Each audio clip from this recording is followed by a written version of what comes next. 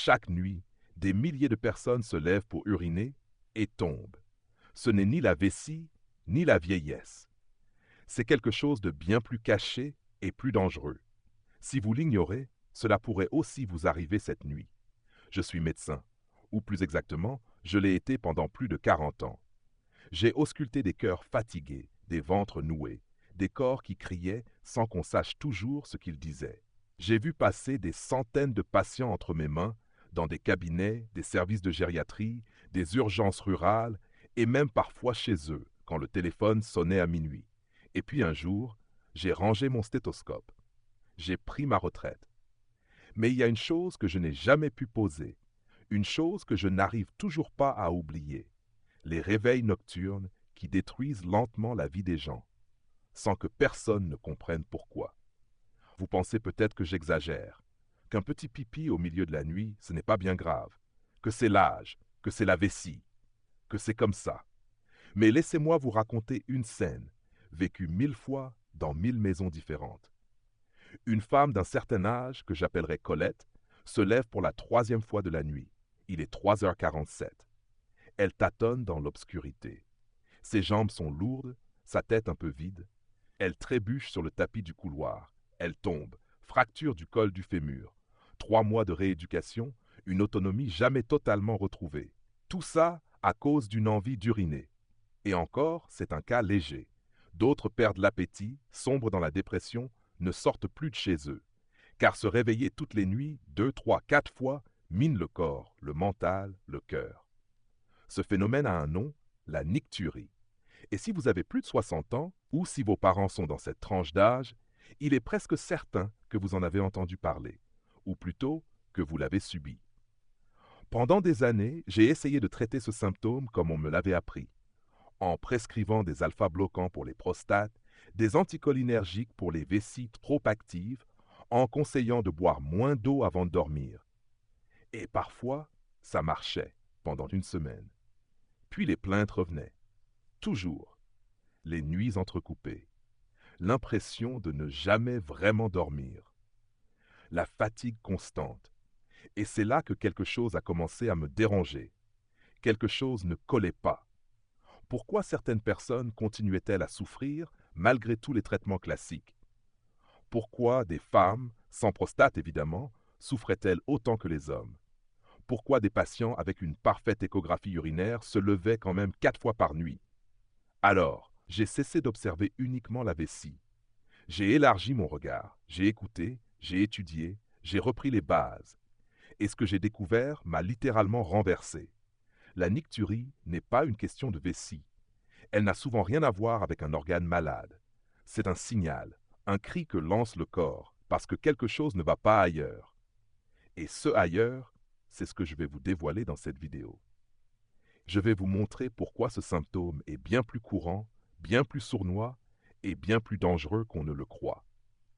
Je vais vous expliquer ce qu'aucun médecin ne vous dit en consultation, non pas par méchanceté, mais par manque d'information.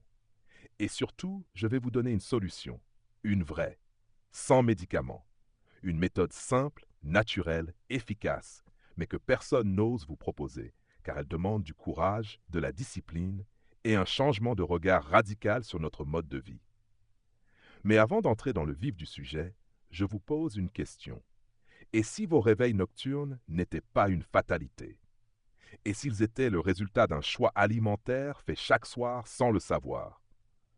Seriez-vous prêt à changer cela pour enfin retrouver des nuits paisibles? Si ces questions résonnent en vous, alors je vous invite à rester jusqu'au bout de cette vidéo. Vous ne verrez plus jamais vos nuits de la même manière. Et si ce type de contenu vous semble utile, abonnez-vous à cette chaîne. Cela m'encourage à continuer de partager ces vérités que la médecine moderne a oubliées, mais que l'expérience, elle, m'a apprises. Question de réflexion pour vous.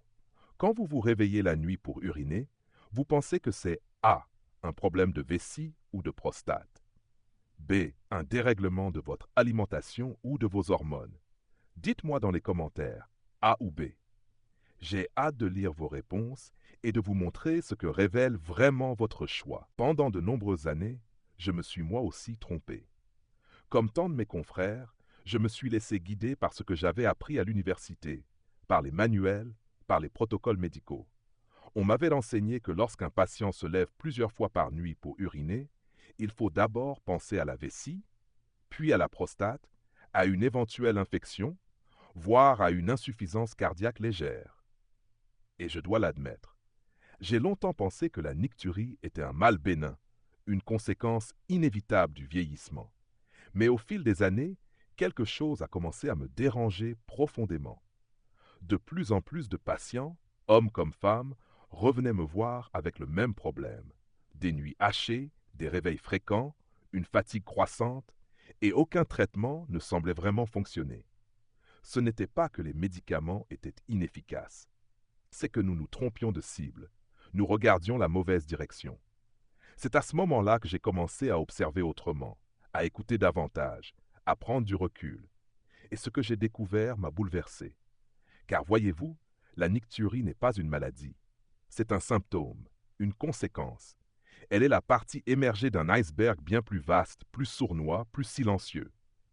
Et si l'on ne regarde que le symptôme, la vessie, les reins, la prostate, on passe à côté de ce qui se joue réellement à l'intérieur du corps. Un jour, j'ai reçu dans mon cabinet une patiente prénommée Solange, 64 ans, mince, non fumeuse, pas de diabète déclaré, pas de surpoids, pas de tension. En apparence, tout allait bien. Pourtant, elle se levait 6 fois par nuit. Son urologue n'avait rien trouvé d'anormal. Son généraliste lui avait prescrit des somnifères. Aucun effet. J'ai décidé de lui poser des questions différentes. Que mangez-vous le soir? À quelle heure? Est-ce que vous avez tendance à grignoter devant la télévision? Prenez-vous un dessert, une tisane sucrée, une collation? Ressentez-vous de la fatigue après le déjeuner? Avez-vous les jambes un peu gonflées le soir? Et là, tout s'est éclairé. Solange mangeait peu, mais elle grignotait souvent, surtout après 20 heures. Elle prenait un yaourt allégé avant de dormir, pensant bien faire. Et surtout, elle souffrait, sans le savoir, d'une hyperinsulinémie chronique. L'insuline. Ce mot-là, vous ne l'entendez presque jamais chez votre médecin, à moins que vous soyez diabétique. Et pourtant, l'insuline est au cœur de tant de troubles invisibles. Chez Solange, comme chez des centaines d'autres patients que j'ai suivis ensuite, le problème n'était pas la vessie. C'était un taux d'insuline élevé, maintenu anormalement haut toute la journée. Et surtout, toute la nuit. Vous devez savoir ceci. L'insuline n'a pas seulement pour fonction de faire baisser le sucre dans le sang. Elle interagit avec d'autres hormones, notamment les hormones surrénaliennes qui régulent la rétention d'eau dans le corps. Quand l'insuline est trop présente, elle bloque le bon fonctionnement de ces hormones. Résultat, votre corps élimine plus d'eau, surtout la nuit, quand il est censé se reposer. Pire encore, l'insuline empêche la libération de certaines hormones réparatrices pendant le sommeil profond. C'est pourquoi les gens souffrant de nicturie se réveillent souvent fatigués, même après 8 heures au lit. Ce n'est pas juste qu'ils se sont levés plusieurs fois, c'est qu'ils n'ont jamais atteint un sommeil profond et régénérant. Je me souviens aussi d'un patient, Henri, ancien professeur de lettres, 72 ans. Il disait « Docteur, je n'ai jamais eu de diabète. Pourquoi vous me parlez d'insuline ?» Et je lui ai expliqué ce que j'ai compris après 40 ans de médecine. On peut avoir un taux de sucre normal et pourtant un taux d'insuline trop élevé. C'est même la situation la plus fréquente chez les personnes âgées qui souffrent de nicturie. Et pourtant, combien de médecins demandent une analyse d'insuline à jeun? Très peu. On mesure la glycémie, l'HbA1c, parfois l'index de masse corporelle. Mais l'insuline, elle reste dans l'ombre. Et pourtant, c'est souvent là que se cache la réponse. Je ne vous dis pas cela pour vous faire peur. Je vous le dis parce que je l'ai vu, parce que je l'ai mesuré, parce que j'ai vu des hommes et des femmes arrêter de se lever la nuit, retrouver un sommeil profond simplement en corrigeant ce déséquilibre hormonal. Et surtout parce que la majorité des cas de nicturie chez les seniors n'ont rien à voir avec la vieillesse. Ils ont à voir avec des habitudes, des choix alimentaires, un mode de vie moderne qui perturbe notre métabolisme sans que nous en soyons conscients.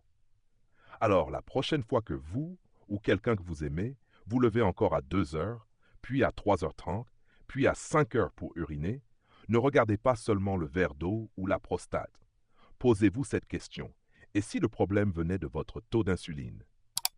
Ce que je vais vous expliquer dans la suite de cette vidéo, c'est comment reconnaître ces signes avant-coureurs, comment identifier si vous êtes concerné et surtout, comment renverser ce mécanisme sans médicaments par des gestes simples mais puissants. Je suis un médecin à la retraite. Je ne cherche ni gloire ni patientèle.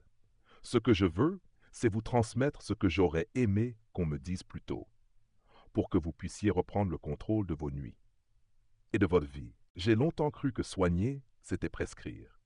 Puis les années, les échecs silencieux et les confidences tardives de mes patients m'ont appris que bien souvent, ce qui guérit vraiment ne vient pas d'un flacon ou d'une ordonnance, mais d'un regard honnête sur ce que nous faisons de notre corps chaque jour, chaque soir. Surtout chaque soir. Ce que je m'apprête à vous dire, aucun laboratoire ne vous le dira. Aucun spot publicitaire ne vous le glissera entre deux émissions de télévision.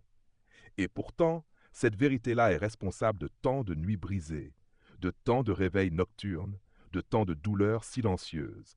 Elle tient en une phrase. Ce que vous mangez le soir vous empêche de dormir la nuit. Je l'ai compris tard, à force de voir des patients qui avaient tout essayé sauf cela. On accuse la vessie, le stress, l'âge, l'anatomie.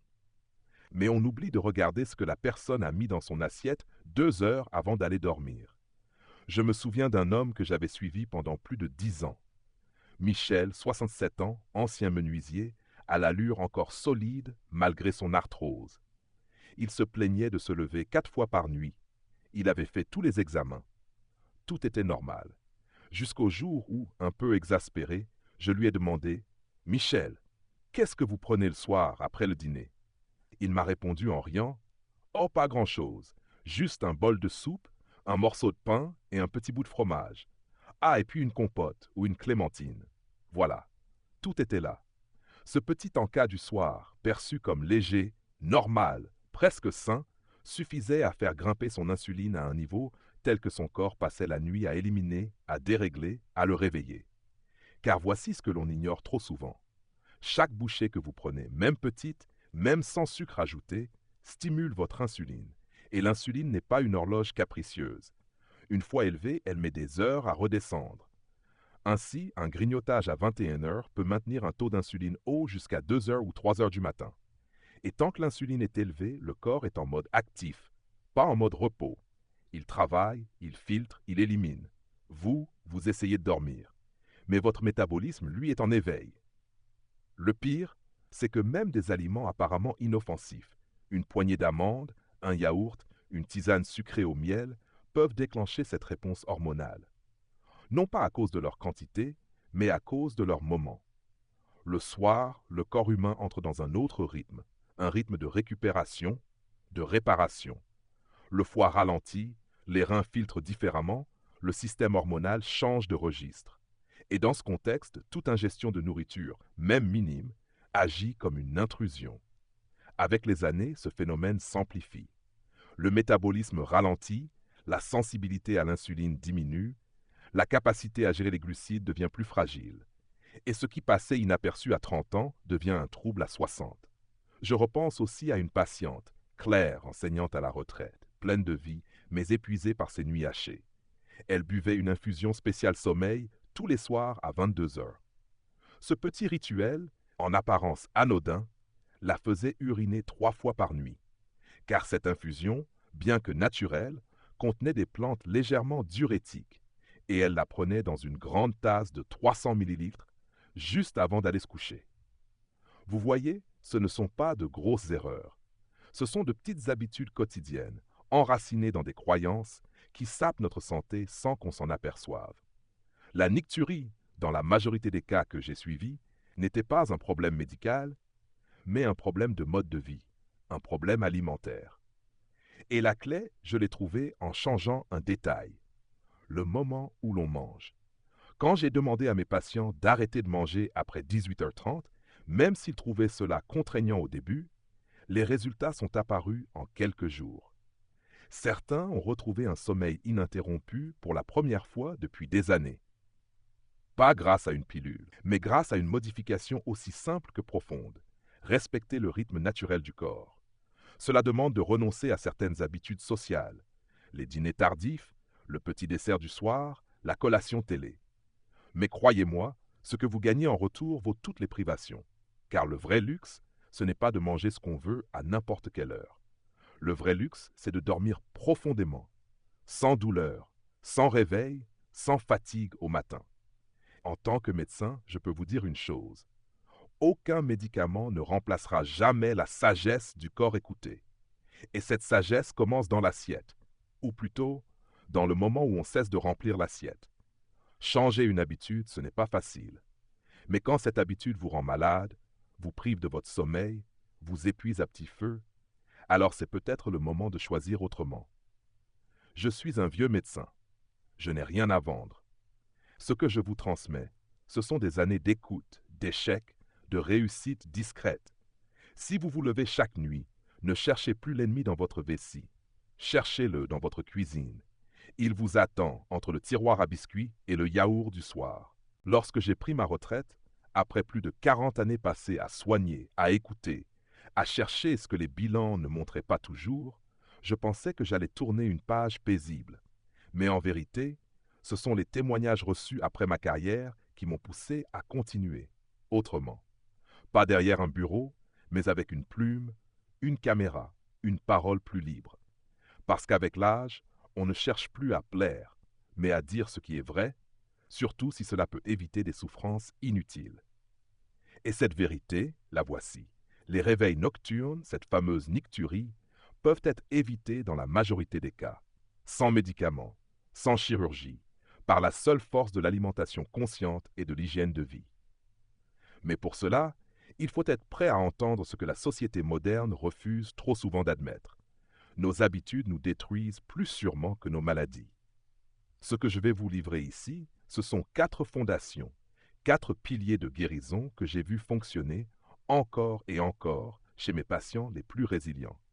Ce ne sont pas des recettes miracles, mais des lois naturelles qu'on aurait dû nous enseigner dès l'école. Le premier pilier, c'est l'heure du dernier repas. J'ai mentionné l'importance de ne plus rien manger après 18h30. Mais permettez-moi d'insister, il ne s'agit pas simplement de manger plus tôt. Il s'agit de respecter la biologie profonde du corps humain. Le soir, le système digestif ralentit, la sécrétion d'insuline devient plus fragile, la sensibilité aux glucides diminue. Manger après 19 heures, c'est comme forcer un moteur déjà au ralenti à tourner à plein régime. Résultat, le pancréas s'épuise, l'insuline grimpe et la nuit devient un champ de bataille interne. Ceux qui suivent ce simple conseil, ne plus manger après 18h30, témoignent souvent d'un changement radical dès la première semaine. C'est presque troublant. En modifiant l'heure, pas le contenu, le corps retrouve déjà une paix intérieure. Mais cela ne suffit pas. Ce que vous mangez avant 18h30 compte tout autant. C'est le deuxième pilier, la réduction drastique des glucides. J'ai vu trop de patients convaincus de bien manger, alors qu'ils consommaient sans le savoir du sucre à chaque repas. Le pain, les pâtes, les pommes de terre, le riz, les galettes de riz soufflé, même les fruits en excès. Tous ces aliments se transforment en glucose puis en insuline. Et tant que l'insuline reste élevée, vous continuez à uriner la nuit. C'est pourquoi je recommande ce que l'on appelle aujourd'hui le régime cétogène ou keto, un mode alimentaire dans lequel on réduit les glucides à moins de 30 grammes par jour. Cela semble radical, c'est pourtant ce que le corps humain a connu pendant des millénaires. Ce n'est pas une privation, c'est un retour à l'équilibre, un réapprentissage. Le sucre n'est pas un besoin, il est une dépendance culturelle. Le régime cétogène repose sur un principe simple, remplacer les glucides par des graisses saines et des protéines de qualité. Cela ne signifie pas se jeter sur le beurre ou les viandes transformées, mais choisir avec soin ces aliments. Je conseille à mes patients de privilégier les œufs bio, les poissons gras comme les sardines ou le maquereau, les légumes verts à faible index glycémique, brocolis, épinards, courgettes, ainsi que les graisses nobles, huile d'olive vierge, avocat, graines, noix non sucrées. Je sais que beaucoup ont peur des graisses. On les a diabolisées pendant des décennies. Mais croyez-moi, ce ne sont pas les bonnes graisses qui tuent. Ce sont les pics d'insuline répétés, jour après jour, année après année. Les personnes qui mangent gras mais peu sucré dorment mieux, ont plus d'énergie, un esprit plus clair. et une vessie plus calme la nuit. Le troisième pilier, c'est le jeûne intermittent. Loin d'être une mode, c'est un des comportements les plus anciens du vivant. L'homme n'a jamais eu 3 repas par jour à heure fixe jusqu'à l'invention du frigo. Le corps est conçu pour fonctionner par cycle de repos et de nutrition, pas dans une alimentation continue. Je recommande généralement de commencer par 2 repas par jour, espacés de 16 à 20 heures selon la tolérance. Cela permet non seulement de prolonger la période sans insuline, mais aussi d'amplifier la capacité du corps à puiser dans ses réserves, et donc à réduire naturellement les inflammations et les déséquilibres hormonaux. Je sais que cela peut sembler difficile au début, surtout pour les personnes habituées au petit déjeuner dès le réveil, mais le corps s'adapte rapidement. Et une fois que vous ressentez les bienfaits d'un vrai jeûne, clarté mentale, énergie stable, sommeil profond, vous ne voudrez plus revenir en arrière. Enfin, le quatrième pilier est le discernement émotionnel. Cela peut vous surprendre que je parle d'émotions dans une approche nutritionnelle. Mais j'ai appris avec le temps que nous ne mangeons pas seulement avec la bouche. Nous mangeons avec nos angoisses, nos habitudes, nos blessures. Un patient qui mange tard le soir souvent ne le fait pas par faim réelle, mais par besoin de réconfort, de distraction, d'échappatoire. J'encourage chacun à observer non seulement ce qu'il mange, mais aussi pourquoi. Une transformation durable ne vient pas d'un régime imposé, mais d'une prise de conscience intime. Voilà, chers amis, les 4 piliers que je transmets aujourd'hui. Ils ne demandent pas d'argent, ni de prescription, ni de technologie. Ils demandent de la connaissance, de la volonté et un certain courage de rompre avec les automatismes. Mais leur puissance est immense. Ils peuvent transformer vos nuits, alléger vos journées et vous rendre une vitalité que vous croyez perdue. Je ne suis plus le médecin qui ausculte avec un stéthoscope, mais je reste celui qui écoute. Et ce que j'entends dans ces nuits silencieuses, c'est un appel, le désir de vivre mieux, plus librement, plus lucidement. Vous en êtes capable. Le corps sait retrouver la paix, à condition qu'on cesse de le saboter. Et cela commence ce soir.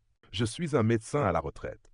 Et pourtant, chaque jour, je me sens toujours au service des autres.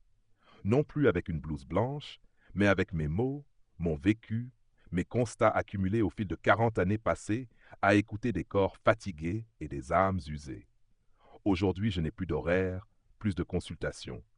Mais j'ai cette liberté précieuse, celle de dire ce que j'aurais voulu entendre plus tôt. Ce que j'aurais voulu transmettre à tous mes patients, à tous les enfants de mes patients, à tous ceux qui croient encore que vieillir, c'est décliner. Vieillir, c'est pas se résigner à la douleur. C'est pas s'habituer aux nuits hachées, au sommeil fragile, au réveil en sursaut pour aller uriner dans le noir. Ce n'est pas accepter que son corps devienne un fardeau. Ce n'est pas se dire que c'est normal parce qu'on a passé 70 ans. Non. Vieillir, c'est apprendre une nouvelle forme de sagesse, celle d'écouter ce que notre corps murmure avant qu'il ne crie. Et la nicturie, ce besoin de se lever la nuit pour uriner, est un de ces murmures. Un signal, une sonnette d'alarme douce, répétée, patiente, mais que l'on finit par ignorer, jusqu'au jour où elle devient un cri. Ce cri, je l'ai entendu trop souvent, dans les urgences où j'ai vu arriver des hommes et des femmes tomber la nuit, leurs hanches fracturées, leurs regards vides de sommeil, leur dignité blessée.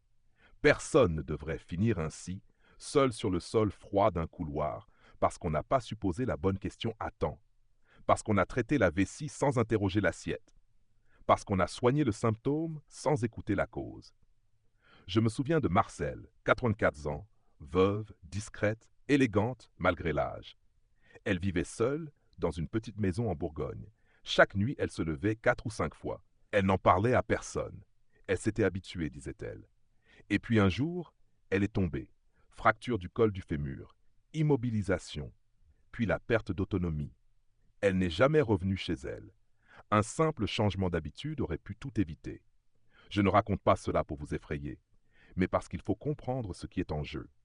Car derrière chaque cas de nicturie négligée, il y a un risque bien réel, celui de la chute.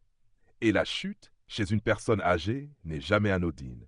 C'est parfois le début de la fin, d'une dépendance, d'un éloignement du domicile, d'une perte de liberté. C'est pourquoi je vous en parle avec autant de gravité. parce qu'il est encore temps, parce qu'il existe une autre voie, celle que j'ai décrite, que j'ai vue fonctionner, que j'ai moi-même intégrée à ma propre routine. Cette voie demande du courage, oui, mais elle redonne à votre corps ce qu'il attendait en silence depuis si longtemps, le repos. Quand on respecte les rythmes biologiques, quand on cesse de forcer notre organisme à digérer pendant qu'il voudrait réparer, quand on calme l'insuline, quand on offre à nos nuits le calme qu'elles méritent, alors un miracle discret se produit. Ce miracle, ce n'est pas de vivre éternellement, c'est de vivre mieux, plus lucide, plus libre. C'est de vieillir avec puissance. Pas une puissance physique, cela, on la perd inévitablement, mais une puissance intérieure, celle de rester debout, de rester maître de ses nuits, de ses jours, de son esprit. Je ne suis pas naïf.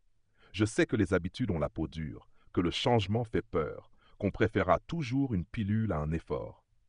Mais je sais aussi qu'il y a au fond de chacun d'entre nous cette flamme, celle qui refuse de s'éteindre sans avoir compris, sans avoir essayé. À ceux qui m'écoutent aujourd'hui, je veux dire ceci. Ne laissez pas votre âge décider à votre place. Ne laissez pas la lassitude anesthésier votre volonté. Vous pouvez encore transformer vos nuits, vos matins, votre vitalité. Ce que vous croyez être une fatalité liée à l'âge est souvent une simple conséquence de ce que vous mangez, de ce que vous buvez et du moment où vous le faites. Et plus encore, vous n'êtes pas seul. Nous sommes des millions à ressentir cette fatigue silencieuse, ce sommeil brisé, cette lente perte d'élan. Mais ensemble, en partageant ces savoirs oubliés, en les diffusant, en les expérimentant, nous pouvons reprendre en main ce que l'on croyait perdu. Je suis un vieux médecin, mais je n'ai jamais été aussi vivant que depuis que j'ai cessé de prescrire pour commencer à transmettre. Alors si ce message vous a touché, s'il a réveillé en vous quelque chose, une curiosité, une prise de conscience, un espoir, je vous demande une seule chose, partagez-le, parlez-en à vos proches, commentez, abonnez-vous, pas pour flatter un algorithme, mais pour faire exister une parole différente, une médecine de l'intérieur, une médecine de la vie. Vieillir n'est pas une punition, c'est une invitation à vivre mieux, plus vrai. Et cela commence par une nuit complète. Une nuit où le silence n'est pas brisé par une envie pressante, mais honoré par un sommeil profond.